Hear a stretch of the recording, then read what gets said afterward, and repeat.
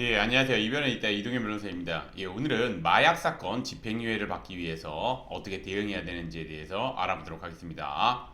제가 이제 오늘의 주제를 선택하게 된 이유는 이 마약 사건 집행유예를 받기 위해서 어떻게 대응해야 되는지 저한테 문의를 하시거나 상담을 요청하시거나 사건을 의뢰하시는 분들이 많은데 그거에 대해서 간략하게나마 답변을 드리고자 오늘의 주제를 선택해 보았습니다. 그럼 마약 사건 어떻게 처벌되는지 한번 보도록 하겠습니다. 예, 마약류 관리에 관한 법률은 마약 음료를 마약, 향정신성 의약품, 대마로 분류하고 있으며 마약의 종류와 행위, 태양 등에 따라 처벌 수위를 달리 규정하고 있습니다.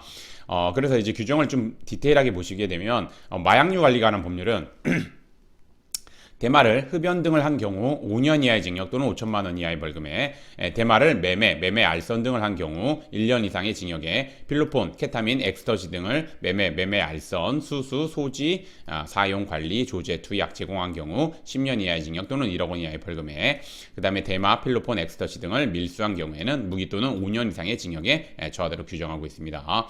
지금 보시면 아시겠지만 처벌 수위가 다른 일반 형사 범죄보다 굉장히 높게 규정되어 있다는 거 잘 알아두셨으면 좋겠습니다.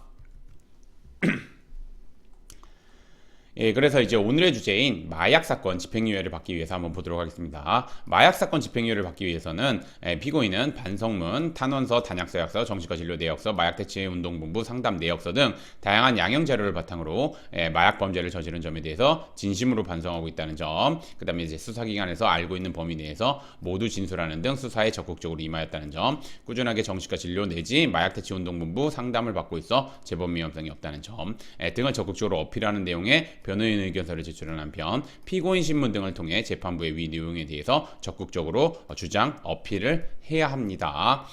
지금 보시면 굉장히 간단하게 기술되어 있는 것 같지만 이 그 각 사안에 맞춰 이 그 집행유예를 받기 위해서는 준비해야 되는 게 굉장히 많다는 거 알고 있으시면 됩니다. 그래서 요거는 뭐 제가 진행했던 사건들이고, 이건 향정, 증거, 혐의 없음, 증거 불충분. 이건 대마, 교육기술 조건부 기소유예. 이거 대마, 기소유예, 교육기술 조건부 기소유예입니다.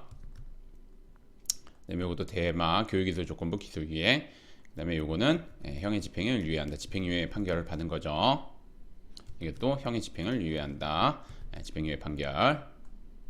이것도 형의 집행을 유예한다. 집행유예 판결을 받았던 사건들입니다. 뭐 이외에도 많이 있습니다.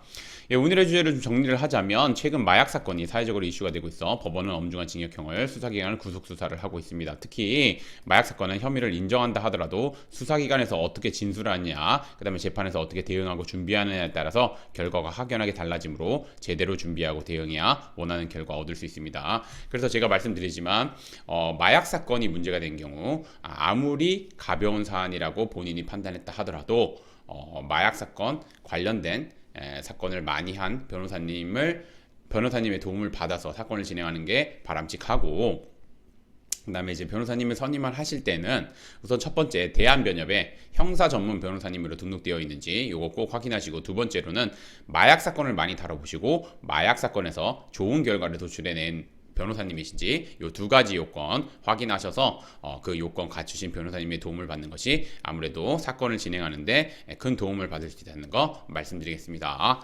예, 오늘의 주제는 여기까지 마치겠고 저는 이변은 이따의 이동현 변호사였습니다. 예, 감사합니다.